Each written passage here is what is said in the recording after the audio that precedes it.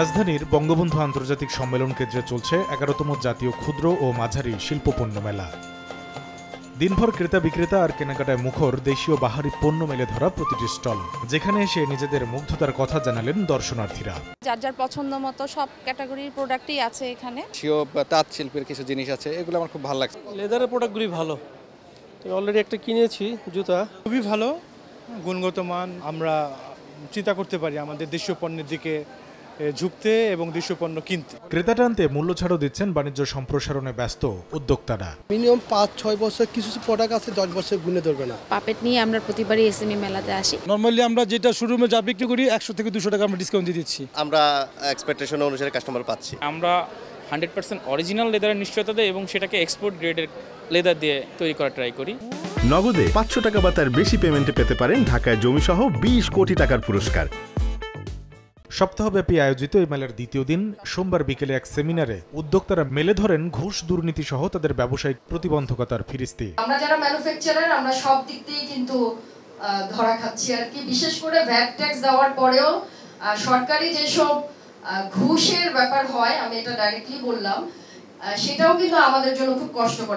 যে ফান্ডগুলো দেওয়া হচ্ছে কিন্তু জবাবদিহিতার জায়গায় আমরা কিন্তু জানি না নতুন কতজন মাইক্রো কটেজ বা এসএমইদেরকে দেওয়া হচ্ছে। নতুন যারা এ সময় ডেপুটি গভর্নর প্রতিশ্রুতি দেন এসএমই উদ্যোগ বাস্তবায়নে যত টাকা দরকার তা অর্থায়নের ব্যবস্থা করবে বাংলাদেশ ব্যাংক। আমাদের বাংলাদেশ ব্যাংকের যে ফান্ড আছে, অনেক ফান্ড আছে, প্রয়োজনে আমরা বাংলাদেশ ব্যাংক থেকে আরো অনেক বেশি ফান্ড বাড়াবো যদি প্রয়োজন হয়।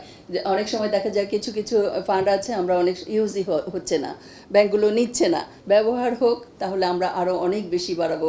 প্রয়োজনে 2 গুণ 3 গুণ যত গুণ প্রয়োজন হয় আমরা বাংলাদেশ ব্যাংক থেকে বাড়াবো, এটা আমি বলছি।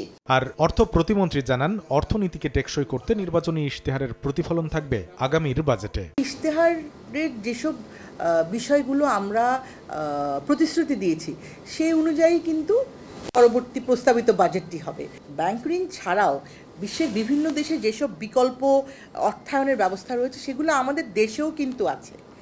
সেগুলোর মানে আমার মনে হয় সর্বোত্তম ব্যবহার আমাদের সম্মানিত উদ্যোক্তারা এখনো করছেন না, সেগুলো করতে হবে। মেলায় অংশ নিয়েছে তৈরি পোশাক, পাটপণ্য, হস্তকারুশিল্প সহ বিভিন্ন খাতের 350 প্রতিষ্ঠান। মেলা শেষ হবে আগামী 25 মে। কামরুল হাসান সবুজ, সময় সংবাদ, ঢাকা।